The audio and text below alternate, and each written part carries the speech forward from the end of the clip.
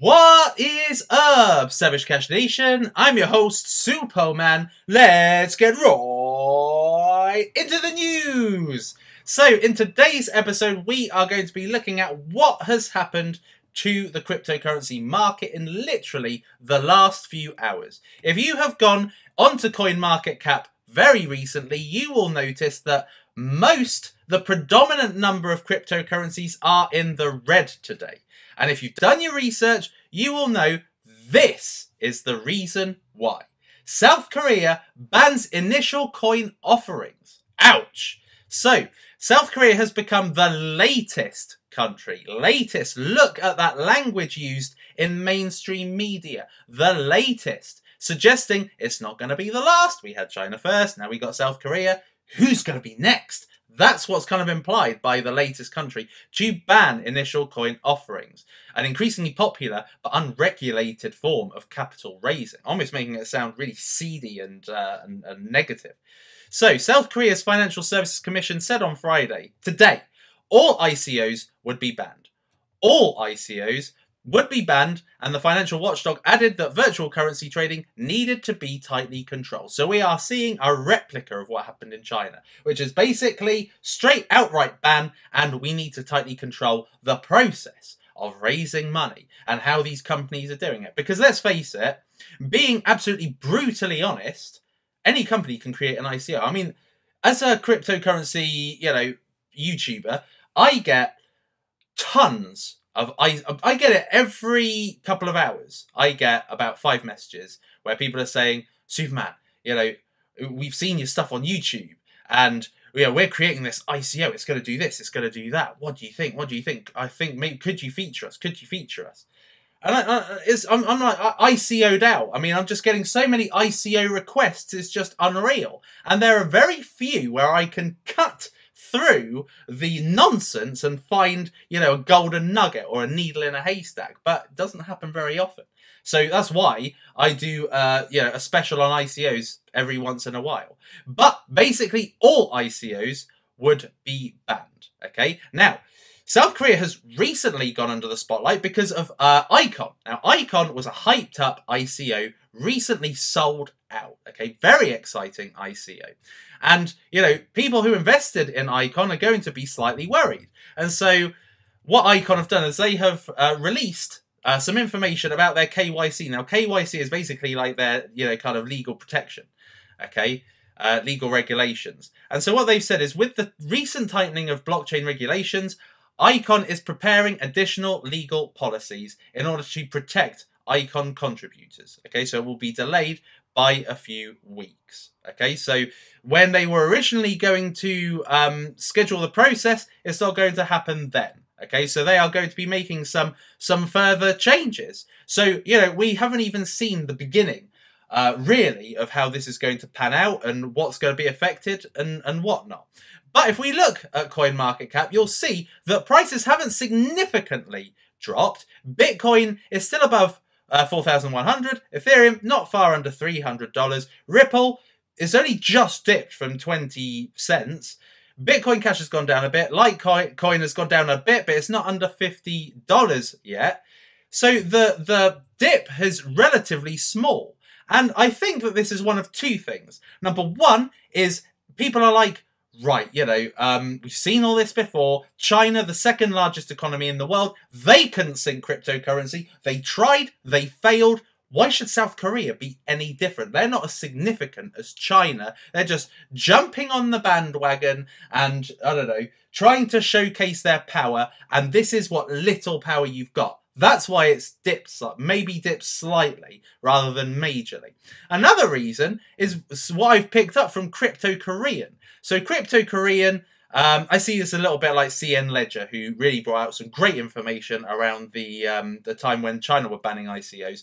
And so what he said here is, the direct translation from the government is we must stop all forms of ICO, irrespective of language and technology. However, a media outlet, a respected media outlet, said in an article about ICOs that foreign ICOs can still participate. So there is a bit of confusion regarding which ICOs are actually banned. Okay, so this confusion, it's made people think, oh, it's fake news, it's not real news, it's FUD, and all this kind of stuff. But it seems as though that we've got to take the word as read. Now, at the moment, America have not woken up. So we don't know what's going to happen as a result of America waking up. They could literally wake up and sink the market. That is what happened about 2.5 weeks ago. They woke up, they saw that cryptocurrencies had gone down slightly, and then they just caused it to dramatically, flop. And then what happened is that literally a few days later, the market crashed to below 3,000. The Bitcoin crashed to below 3,000. Ethereum down to below $200. And what happened is America brought it back up. So we don't know what's going to happen. This could literally be a little drop in the ocean rather than a boulder being thrown. Okay, so at the moment, this is a good time to accumulate cryptocurrencies on the way down potentially, or get them before they go back up. Okay, so you've got to kind of exercise your discretion here. You've got to kind of think, right, what have I wanted to get into? What have I seen subsequently rise since the last ban? And I know is going to rise again if I invest in it. Okay, so Neo's not much below $30. So this is a good time to get into Neo. Omis Go is not far below $10. So this could be a good time to accumulate. 10x, this has gone down a lot, actually. 256. This, Julian Hosp, my man, Julian Hosp, he's a great internet personality and founder. Okay, there's not a lot of founders that have got the charisma of Julian Hosp. I've spoken to him. I think he's a marvellous guy, really helpful, really friendly, easy to get on with. And he has essentially brought 10x back from under $2, surging right back.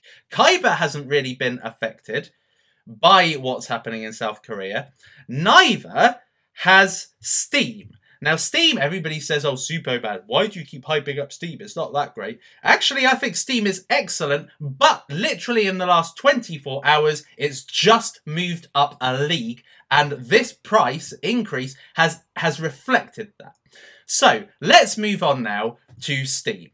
Now, STEEM have done something really significant literally within the last kind of 15 hours, 24 hours, okay? They are introducing what's called smart media tokens, which is essentially going to be a competitor to Ethereum's ERC20 tokens. A lot of people can create ICOs based on the Ethereum blockchain. They can raise money using Ethereum as a buying cryptocurrency. So if you're getting involved in an ICO, a lot of them require Ethereum to be transmitted through the Ethereum blockchain to fund them. And of course, they reward you with tokens. Now what STEEM are doing is they are introducing what's called smart media tokens, which is where they are incentivizing companies to create ICOs using STEEM, and also incentivizing social networks to incentivize and monetize their blogs, to monetize their posts. Okay, so these tokens are going to have those kind of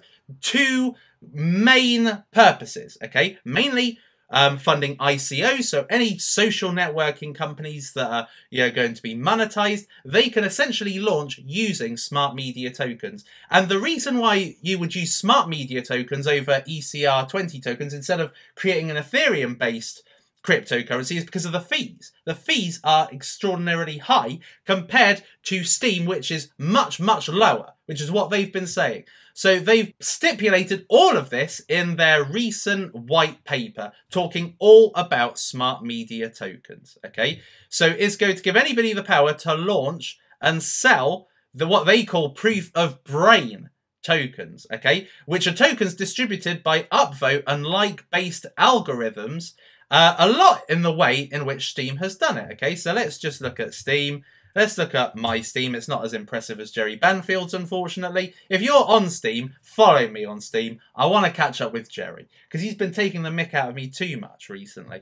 But anyway, look. So when anybody upvotes your blog, when anybody comments on your blog, you get STEEM. You get STEEM dollars, essentially. This can be converted into STEEM dollars or to STEEM power. But this is how, but essentially it's monetized. Monetized social networking. All right. Now, this is something that I have said I really want for InvestFee to do. Now, they don't necessarily need, they're developing their own.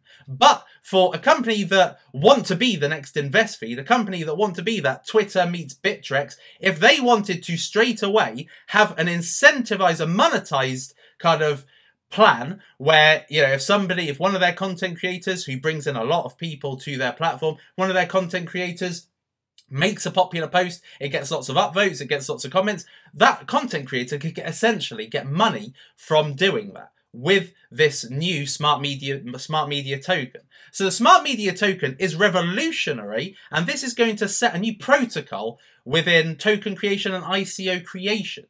Okay, this is going to essentially incentivize blogging and social networking, and also enable ICOs to have a different token network to be able to raise funds and be able to bring people to their platform without paying the extraordinary fees of launching an ERC20 token. Okay, so STEEM is the perfect example of where this system works perfectly. If somebody likes or if somebody comments, you get paid. And that is the magnificent thing. And the same thing can be applied to DTube. This is the same thing is happening on DTube. Likes and comments, or upvotes and comments, lead to money. And this system is working absolutely perfectly across STEEM, its platforms. And they are a trailblazer in what they are achieving right now with their platforms. STEEM are also doing it with D-Sound Audio, which is a way in which you can upload music and get paid for people liking and commenting on it. So they are essentially showing proof of this system completely working.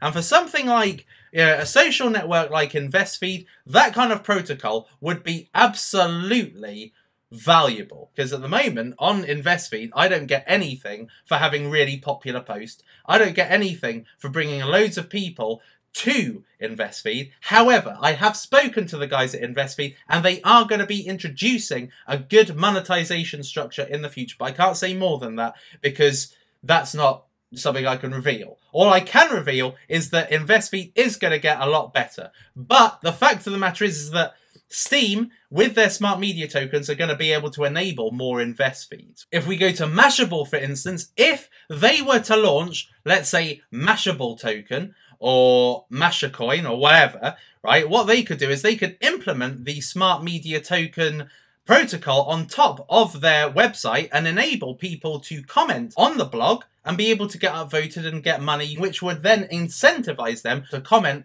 and like more articles by Mashable. So it's a really good audience retention model. Also, it will enable the bloggers themselves to have a mechanism by which they could get liked and commented on, or upvoted and commented on, which means they get a little bit more money in addition to what they get paid for writing the article. So it's almost got two benefits as a protocol. So I see that smart media tokens is going to lead to next stage social networking, next stage engagement on people's blogs and on people's websites, all sorts. That this is going to be a game changer, I think, and this is STEEM literally saying, guess what? We're not just a monetized blog. We're not just a uncensored YouTube where you can get paid much better than you do on YouTube. We're not just a company looking to take over audio. We are looking to compete with Ethereum. Okay, so this is the next step. This is STEEM going up a league, essentially. So this is a good reason why that even despite what's happening in the market right now, STEEM has gone up. And this hasn't really been properly shared out there. But this is going to be huge. So I would encourage you to go to smt.steem.io and have a look and see what is happening with STEEM. Read this white paper and see if it excites you and see if it's worth investing in STEEM, because I've already told you I saw STEEM as a social networking Goliath long ago, and this has only confirmed that a little bit more. Okay, something else which is relevant in the news right now is Bitcoin Gold. So what is happening with Bitcoin Gold? So it says here, after the hard fork on August the 1st that produced Bitcoin Cash, many Bitcoiners have been waiting for the possibility of a fork taking place with the SegWit 2x plan. However, a lot of Bitcoin proponents don't know about another fork called Bitcoin Gold that's scheduled to take place on October the 25th. So this has started now to get shared around social media. Okay, now Bitcoin Gold is essentially going to be mined differently, okay? So the forked protocol aims to change Bitcoin's consensus algorithm, allowing users to mine the currency with graphic processing units, okay? Now, I'm not going to pretend to know what that is because I'm not a miner, but Bitcoin Gold will use the equihash algorithm used by the altcoin Zcoin Cash rather than Bitcoin's original SHA-256, okay? So they are looking to essentially change the way that the coins are mined with Bitcoin Gold with a great strong name like Bitcoin Gold, okay? So it's now starting to come under people's radar and people are starting to get behind it, and people are hoping that by holding Bitcoin, they will be able to get some Bitcoin Gold in exchange, just like with Bitcoin Cash when at the beginning of August. So essentially, the long and short of it is that the market is slightly dipping, and this is a great time to get in and buy on the way down, just in case it is on the way down. Because literally just in the last few moments, it went from 140 billion market cap to 141 billion. And you can see that it's drastically reduced the losses. Okay, now it's 1.2%, 1.3%. So we are seeing things going back up, even though people in America are probably getting up right now. We are seeing the buying, we're seeing more of a bull market than a bear market occur, or at least more bull activity happening than bear activity. So this is looking like good news. So if you can, get in there early. And Steem has already gone up a little bit more. And the reason why is because of this, the smart media tokens. So this is the time to get behind Steem, people. This is where we are going to see the rise of Steem, I dare say. So that is today's episode of Savage Cash, much shorter than my live episodes. If you prefer my live, let me know in the comments. If you prefer it being pre-recorded and shorter, let me know in the comments. Until then, I've been Suppoman. I will see you in the next episode.